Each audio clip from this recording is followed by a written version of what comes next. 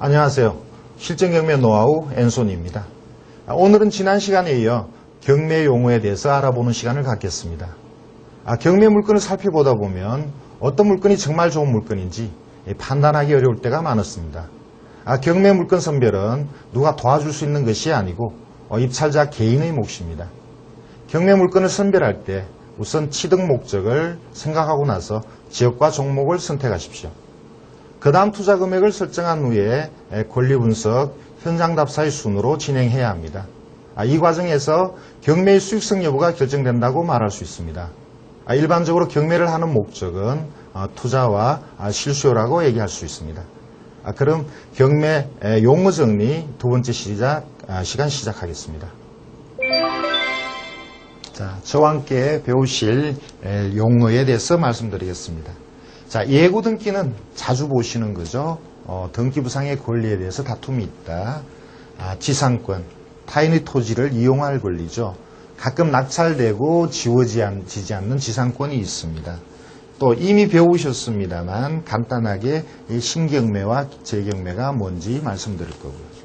자, 담보물건은 대표적인 게 건저당입니다만 건저당이나 유치권 그리고 전세권이 담보물건이죠. 자, 이 권리들의 성격에 대해서 말씀을 드리고요. 자, 경매는 촉탁 등기로 시작해서 촉탁 등기로 끝납니다. 보통의 경매 등기는 당사자가 신청하는 거지만 촉탁 등기는 관청에서 신청하는 등기죠. 자, 전대차는 임차인이 집을 빌린 다음에 또 다른 사람 제3자에게 또 임대를 주는 그것이 전대차죠. 자, 토지 과다 등기. 자, 이것은 이따 설명을 드리겠습니다만, 자, 가끔 나오는 얘기 또는 자주 나오는 이런 단어들을 여러분들이 알고 계셔야, 자, 경매는 의외성도 있고 위험한 부분이 있기 때문에, 자, 이런 내용들을 알고 계셔야 여러분들은 어렵지 않게 경매를 하실 수 있는 것이죠. 자, 오늘 저와 함께 배우실 용어 첫 번째가 예고 등기입니다. 예고 등기는 경매를 하시다 보면 가끔 만나실 겁니다. 자, 예고 등기는 등기부상의 권리에 있어서 그 등기 원인의 무효나 취소를 주장하는 소송이 들어왔다는 거죠. 예를 들어서 소유권을 부인하는 소송 또는 건저당이 무효라는 소송, 이런 것들이 경매 물건에 소송이 제기되어서, 자, 소송이 들어오면 법원에서는 그것을 제3자에게 알려서 위험을 피해가라는 경고를 한다는 의미로 이 예고 등기를 올리는 거죠. 그러니까 당사자들의 의사와 관계없이 법원에서 공탁이 아니고요. 이것을 법원의 의사에 의해서 올리는 것입니다. 자, 예고 등기가 문제가 되는 것은, 자, 이러한 소유권을 부인하거나 건저당을 부인하는 그 소송의 결과나 내용이 낙찰자인 여러분의 소유권에 어떤 영향을 주느냐는 거죠. 자, 여러분들이 낙찰을 받았는데 거기에 예고 등기의 결과가 나타나서 이 소유권을, 낙찰자의 소유권을 부인하는 경우가 있거든요. 그래서 여러분들은 그 예고 등기의 내용, 결과를 여러분들이 정확하게 판단하고 입찰을 하셔야 됩니다. 예고 등기는 따로 여러 시간을 거쳐서 여러분과 같이 앞으로 공부하시게 될 겁니다. 자, 그리고 예고 등기는 그렇게 올라갔다, 등기부상에 기록이 되었다 해서 그 등기부상의 권리에 어떤 변동을 주는 것은 아니라는 거죠. 자, 두 번째 배우실 것은 지상권입니다. 지상권 역시 많은 여러분들이 들어보신 단어가 되실 텐데요. 자, 지상권은 타인의 토지를 수목이나 건물을 소유하기 위해서 이용하는 권리입니다. 그러니까 타인의 토지를 이용하는 권리예요. 자, 타인의 토지를 이용하는 권리는 뭐 임차권도 있습니다. 토지 임차권도 있습니다만, 지상권도 역시 타인의 토지를 이용하는 권리인데, 자, 이렇게 지상권은 설정 계약에 의해서 설정 행위를 해서 등기부상에 지상권을 기록하는 거죠. 그렇게 하고 이제 이용하는 것인데, 꼭 그렇게 법률 행위로 계약에서 하는 것 뿐만 아니고 일정한 조건이 되면 지상권이 생기는 법정지상권이라는 것도 있습니다. 자, 지상권이라는 것은 등기부상의 설정 행위로 하는 거지만 이 법정지상권은 일정한 조건이 되면 지상권과 똑같은 효과가 나타나는 권리입니다.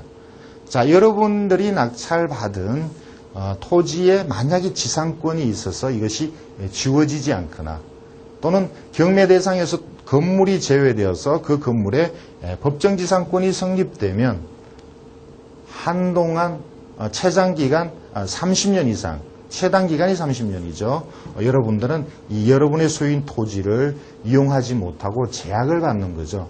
그래서 법정지상권이나 지상권에 대해서는 역시 이 다음 시간에 많은 시간을 할애해서 여러분들은 또 배우셔야 되겠습니다.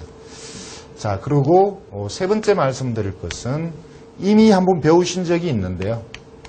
신경매와 재경매입니다. 자, 신경매라는 것은 경매를 처음 하는 경우 당연히 신경매가 되겠고요. 자, 입찰을 했었는데 아무도 들어오지 않고 유찰이 되면 다음에 다시 경매를 하죠. 그건 역시 신경매입니다. 또 누군가 낙찰을 받았는데 법원에서 불허가 결정을 하고 다시 경매한다. 역시 신경매입니다.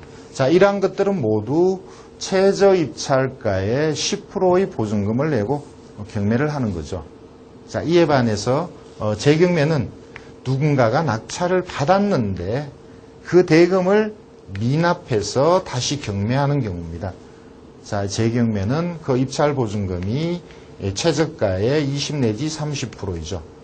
자, 역시 여러분들이 이미 배우셨던 내용입니다.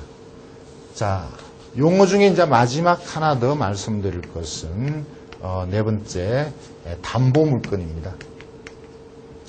자, 담보물건이라는 것은 가장 대표적인 것이 저당 건저당이죠. 경매와 관련이 많습니다. 그리고 전세권이나 유치권이 모두 담보물건입니다. 자, 이것은 부동산의 교환 가치를 이용해서 돈을 대출하거나 그 교환 가치를 이용해서 이러한 채권을 회수하기 위한 권리죠. 그것이 담보물건인데 담보물건은 이 권리에 공통적으로 들어가는 그 성질이 있습니다.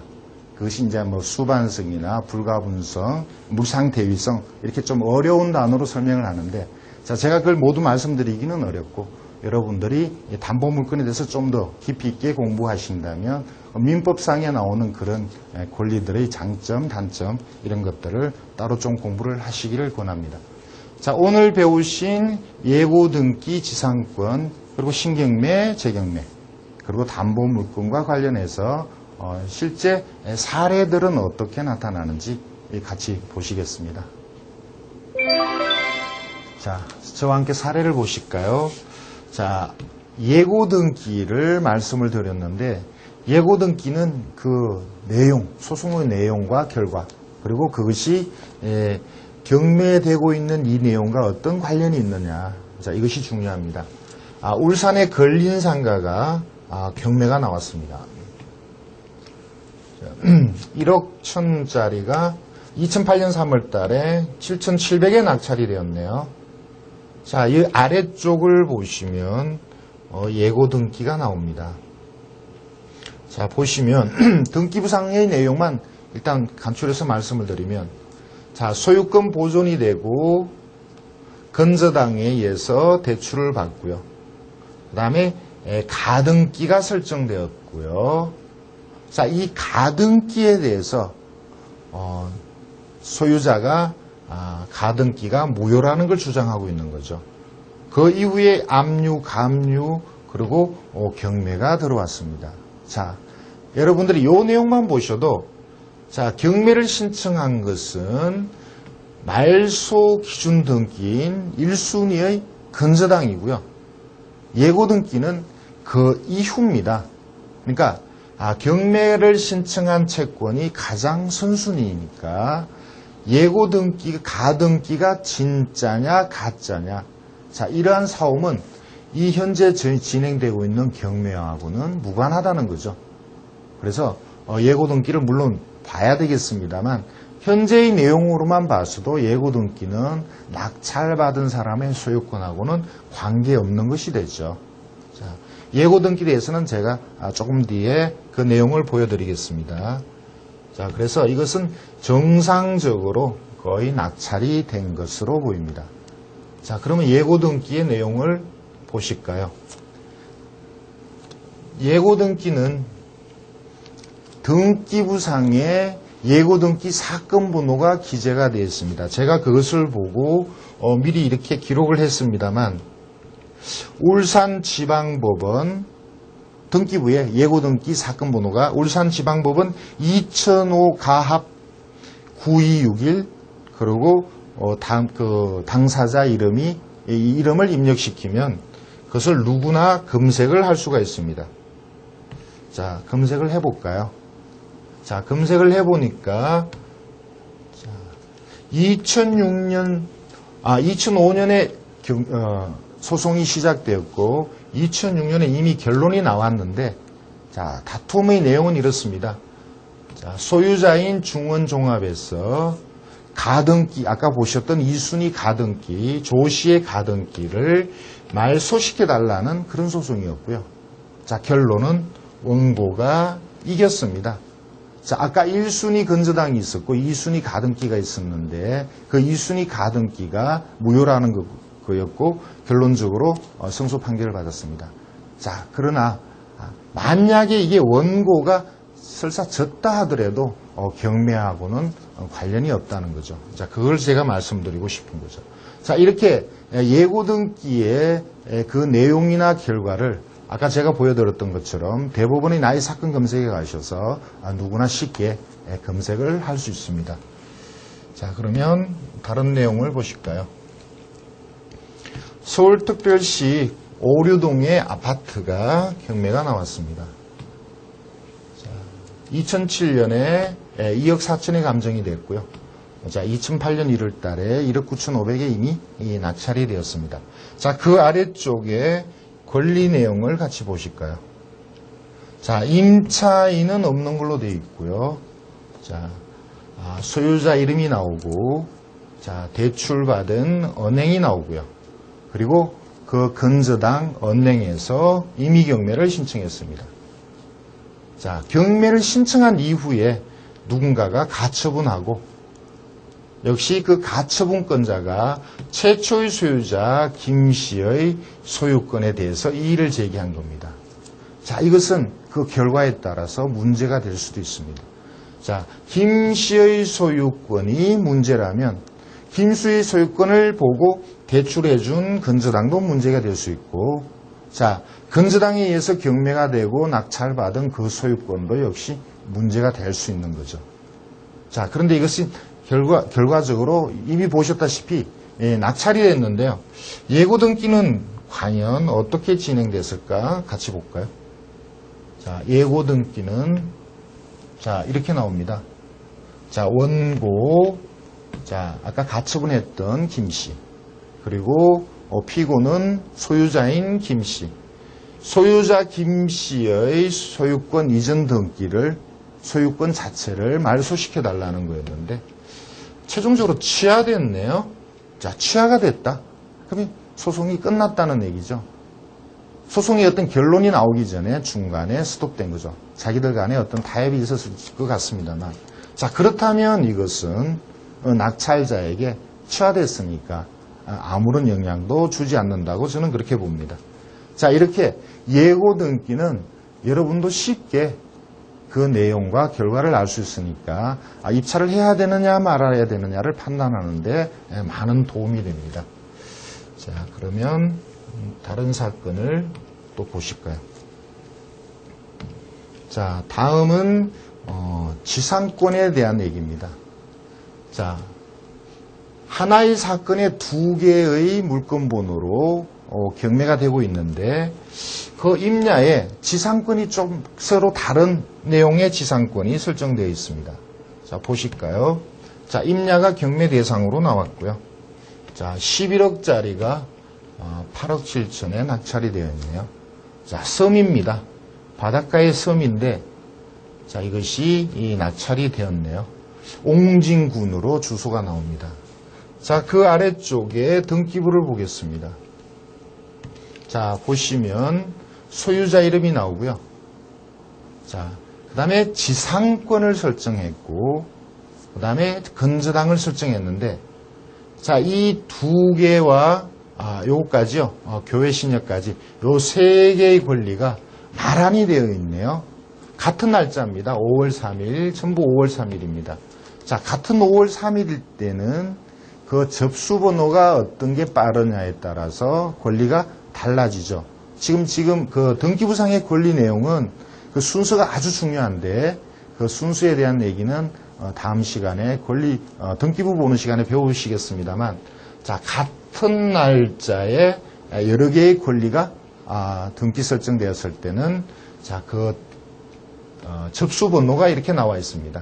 접수 번호에 따라서 달라진다는 건데, 제가 착각해서 말씀드렸네요. 접수 번호가 요 세 개는 같습니다. 그러니까 공동근저당이네요.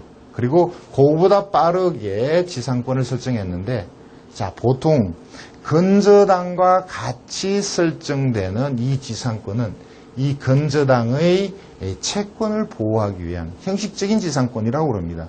원래 지상권은 타인의 토지를 이용하는 권리라 그랬는데, 이것은 토지를 이용하기 위한 것이 아니고 뒤에 있는 근저당의 채권 회수를 돕기 위한 지상권입니다. 자, 그런데 어떤 경우든 이것이 근저당보다 앞쪽에 있기 때문에 인수로 기록되어 있습니다. 보통 근저당과 같이 설정되는 지상권은, 근저당을 보호하기 위한 지상권은 근저당 다음에 기록되는 게 일반적인데, 여기는 좀 특이하게 근저당보다 앞에 있어서 낙찰 후에 인수되는 것으로 기록되어 있습니다. 자, 그런데 만약에 여러분이 이 부동산을 낙찰받겠다고 그러는데 이 지상권이 설정되지 않으면 가격이 떨어지겠죠. 자, 가격이 떨어지면 경매를 신청한 이 채권자, 경매를 직접 신청하지는 않았습니다. 이 채권자들에게 피해가 올 수 있습니다. 그래서 만약에 여러분이 이 부동산을 낙찰받고 싶으시다면 채권자인 근저당권자에게 연락을 하셔서, 자, 낙찰 후에 이 인수되는 지상권을 지워줄 건가 협의해서 결정하시면 되겠습니다. 자, 그러면 이 사건 말고 같은 번호로 진행하는 이번 사건을 볼까요? 자, 역시 그림상으로는 아까 그것과 비슷한 위치입니다. 임야가 경매가 나왔고 역시 높은 가격에 이미 낙찰이 되었습니다. 자, 여기도 아래쪽에 보면 지상권이 설정되어 있는데 앞에 봤던 1번 물건의 지상권과는 다른 지상권입니다. 자, 이것은 한국전력회사에서, 전력공사에서 지상권을 설정하고 그 임야에 철탑을 세워놓은 거죠. 그리고 지료를 지불했습니다. 자, 지료에 대한 내용은 나와 있지는 않습니다만, 그러니까 이것은 영원히 지워지지 않는 지상권으로 보셔야 됩니다. 앞에 있었던 지상권은 저당권을 보호하기 위한 형식적인 지상권이었고, 자, 이것은 실제 토지를 이용해서 그 위에 공작물을 설치하기 위한 지상권이죠. 그래서 이것은 인수가 분명합니다. 만약에 이것을 낙찰받으신다 그러면, 자, 지상권의 목적인 철탑이 있는 그 부근을 여러분은 이용하지 않고 나머지 그 외의 토지만 이용하겠다, 이렇게 생각하고 이 임야를 낙찰받으셔야 되겠습니다. 자, 이상과 같이 오늘 모든 물건을 말씀드렸습니다. 자, 용어 해설 몇 가지 더 알아보겠습니다. 촉탁등기라는 말을 여러분들이 경매를 하시게 되면 들으시게 돼요. 자, 촉탁등기라는 것은 등기부상에 그 설정하거나 말소시키는 것은 당연히 이해관계인들의 법률 행위에 의해서 지우게 되는 건데, 자, 이 촉탁등기라는 것은 이해관계인하고 관계없는 관청에서 등기를 신청하는 걸 얘기하죠. 자, 예를 들어서 채권자가 경매를 신청하면 법원은 경매 개시 결정을 등기부에 올립니다. 그것은 법원이 올리는 거죠. 일종의 촉탁등기입니다. 자, 경매가 낙찰되어서 여러분이 잔금을 납부하시게 되면 법원은 여러분에게 소유권에 대한 등기를 해줍니다. 역시 촉탁등기죠. 자, 이렇게 등기부상의 그 이해관계인이 이 등기를 하는 게 아니고 제3자인 관청에서 등기소에 등기를 신청하는 것이 촉탁등기입니다. 경매하고 아주 관련이 깊은 내용이 되겠죠. 자, 그 다음에 두 번째 말씀드릴 것은 전대차입니다. 자, 전대차는 간단합니다. 자, A라는 집주인이 B에게 임대를 줬습니다. 그럼 A가 임대인이죠. B는 임차인입니다. 자, 이 B가 집을, 주택을 임차하여서 이 중 일부 또는 전부를 또 다른 사람 C에게 임대를 줬을 때 이것을 전대라 그러죠. 그래서 임대인이 다시, 임차인이 다시 임대를 놓으니까 이 사람을 전대인이라 그러고요. 자, 이것을 이용하는 사람은 전차인이라고 그럽니다. 자, 그래서 이 B와 C 간의 임대차를 전대차라 그러죠. 원래 주인과 임차인 간은 임대차죠. 자, 이런 내용을 얘기합니다. 자, 주택을 경매하다 보면 원래 임차인이 그 방을 두 개를 임차해서 그중 하나를 다른 사람에게 또 전차하는 경우, 전대차하는 경우가 있을 수도 있고요. 또 어떤 때는 임차인이 사용하고 있던 방 전부를 또 다른 제3자에게 전대차하는 경우도 있죠. 자, 그러면 이게 경매가 진행될 때 이 전차인은 과연 법적으로 어떤 권리가 있느냐가 우리에겐 중요합니다. 원칙적으로 전대차를 주장하기 위해서는 임대인의 집주인의 동의를 받아야 됩니다. 그래야만 이 전차인은 법률적으로 보호를 받는데, 원칙적으로 이게 경매가 될 때는 두 사람을 다 보호할 수 없으니까 원칙적으로 임차인을 보호하고 전차인은 배당이나 이런 쪽에 있어서 그 보호에서 제외되죠. 단 임차인이 소액에 해당될 때, 임차인이 소액에 해당되고, 그러니까 최우선 면제받는, 아직 여러분이 배우시지는 않았습니다만 최우선 면제받는 소액 임차인에 해당되고 전차인 역시 소액에 해당될 때는 법원에서는 이 전차인의 소액 배당을 해줍니다.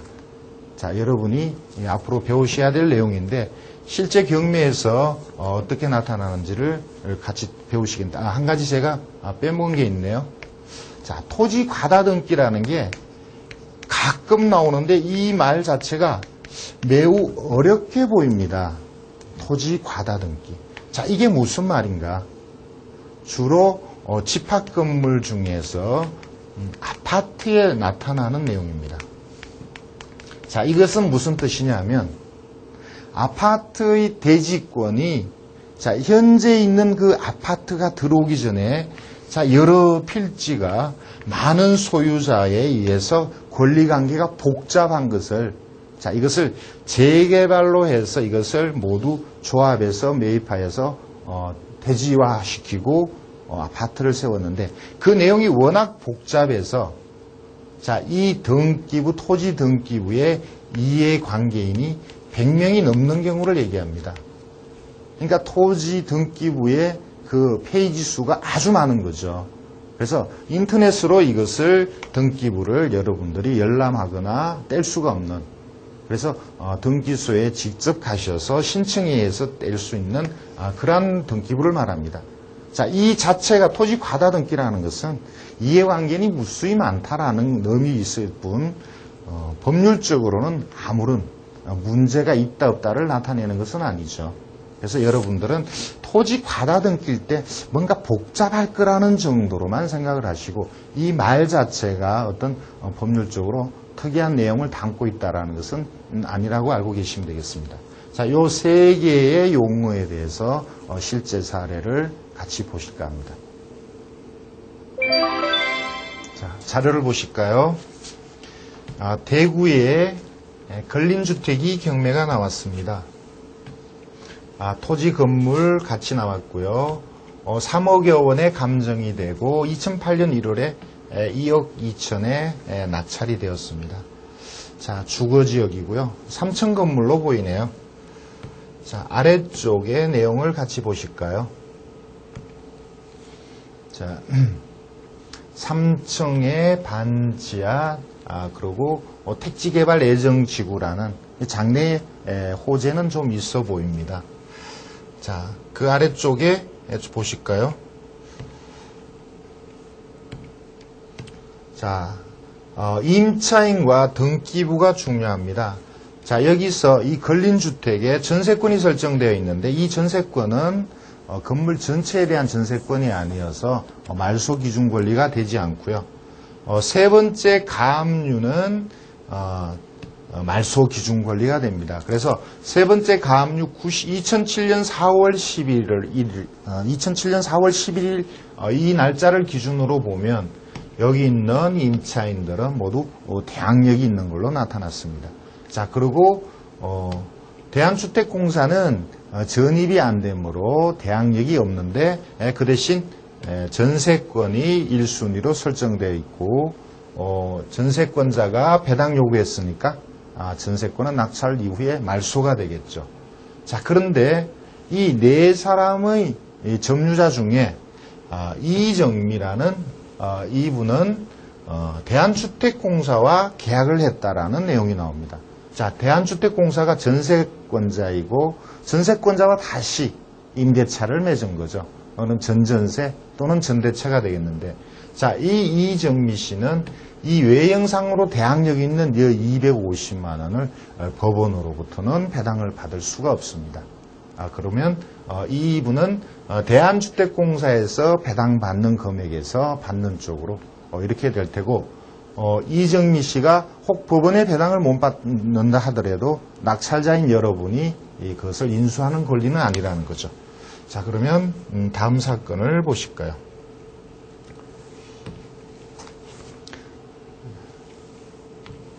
자, 부산에 역시 근린주택이 경매가 나왔습니다. 1억 8천짜리가 2006년에 1억 천에 낙찰이 되었네요. 그 아래쪽에 기록을 같이 보실까요? 자, 기록을 보시면 말소 기준 권리는 임차인은 건물, 토지와 건물 등기부가 있는데 임차인의 대항력은 건물 등기부를 기준으로 해서 보셔야 됩니다. 자, 건물 등기부의 말소 기준은 96년 6월입니다. 자, 그것보다 먼저 전입한 사람은 한 사람 있네요. 자, 전입은 빠르고 확정일이 늦으니까 이 경우는 전액 배당받지는 못하고 소액으로 배당받을 것 같습니다. 자, 소액으로 배당받을 때는 여러분이 나중에 역시 또 공부를 하셔야 되는데 96년 6월 건저당을 기준으로 하면 부산 지역은 그 당시 3천만 원 이하 임차인에게 1200이 배당되었습니다. 그러니까 여기 대항력이 있는 임차인은 1200이 우선 배당이 되죠. 그리고 나머지는 인수가 될 가능성이 큽니다. 자, 그런데 여기에 권경인 씨라는 대항력 임차인이 있는데 이 3층 건물을 임차권 등기를 하고 2000년 4월에 임차권 등기를 하고 이사를 간 걸로 이렇게 보입니다. 그리고 그 이후에 박 씨가 전입을 했거든요. 그렇다면 이 박 씨는 집주인이 들여보낸 임차인이냐, 아니면 임차권 등기를 하고 나간 권 씨가 전대차를 한 거냐, 이것이 중요하죠. 만약에 임차권 등기를 한 다음에 집주인이 넣은 사람이라면 아무런 보호가 되지 않습니다. 그런데 권 씨가 나가기 전에 박 씨를 전대차를 하고 나갔다면, 자, 이 권 씨가 3천만 원 중에 1200을 배당받으니까 이 전대차를 한 박 씨도 소액을 배당을 받는다는 거죠. 자, 어떤 경우에 여러분이 그것을 부담하는 것은 아니지만, 자, 이렇게 임차인이 배당을 받을 경우에는 명도하기가 훨씬 쉬워지죠. 자, 이런 정도로 말씀드리고 다음 사건을 보실까요?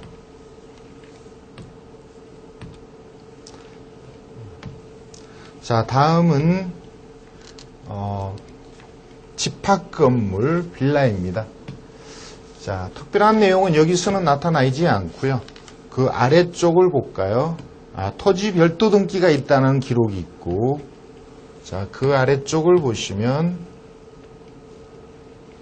자, 토지 과다 등기, 아까 칠판에서 배웠던 그런 내용이 나옵니다. 자, 보통 토지 과다 등기는 집합 건물인 경우에 많이 보입니다. 자, 집합 건물이 세워지기 전에 여러 필지의 토지를 사들여서 빌라나 아파트를 지었는데 그 토지 내용상에 아주 복잡한 이해관계가 얽혀 있어서, 그러니까 등기부에 폐지가 많다는 거죠. 자, 이 자체는 아무런 어떤 권리를 나타내지는 않는데, 대체적으로 토지 과다 등기일 때는 토지 별도 등기와 이거와 연관이 되어서 토지 등기부상에 복잡한 내용이 있다, 이렇게 추정이 되는 거죠. 자, 토지 별도 등기가 있습니다만 그 토지 별도 등기상의 내용을 인수하는 조건이 없고, 그 다음에 대지권도 감정평가에 포함됐으므로 대지권 자체는 낙찰자가 아무런 문제 없이 소유권을 취득합니다. 단 이 과다 등기와 토지 별도 등기가 과연 어떤 내용인지 그것을 제대로 알고 입찰을 하셔야 되겠죠. 자, 그 다음에 다른 사건을 또 보실까요? 자, 역시 아파트인데요. 여기도 토지 별도 등기, 토지 과다 등기에 대한 기록이 나옵니다. 자, 이미 낙찰이 되었었고, 토지 별도 등기가 있다라는 기록이 나오네요. 자, 그 아래쪽을 보시면 역시 토지 과다 등기가 나옵니다. 아까 위쪽에 있었던 토지 별도 등기와 역시 연결이 되는데, 토지 별도 등기를 인수 조건이 없으니까 역시 뭐 특별한 문제는 없겠습니다만, 이 과다 등기가 어떤 내용인지, 아무래도 이 아파트를 수천만 원 또는 억대 되는 아파트를 매입을 하신다면 이러한 기록을 시간이 좀 걸리더라도 여러분들이 판단하시고 입찰하는 게 좋지 않을까. 자, 당장은 이게 어떤 문제가 되지는 않겠지만 오랜 이후에 다시 이것을 뭐 재건축한다거나 할 때 이러한 것들이 어떤 걸림돌이 될 수도 있다라고 저는 봅니다. 그래서 이왕이면 이러한 내용을 판단하고 입찰하시기를 권합니다. 자, 이상과 같이 말씀드리겠습니다. 자, 예고 등기는 그 재판의 내용과 결과에 따라서 낙찰자에게 심각한 부담을 줄 수가 있으니까 여러분은 주의를 하셔야 되고요. 또 등기부상의 선순위의 지상권이 소멸되지 않거나 또는 건물이 경매 대상이 아닌 건물에 법정지상권이 성립할 경우에, 자, 여러분들은 토지의 소유자이지만 토지 사용에 많은 제한을 받는다는 것을 알고 계셔야 되겠습니다.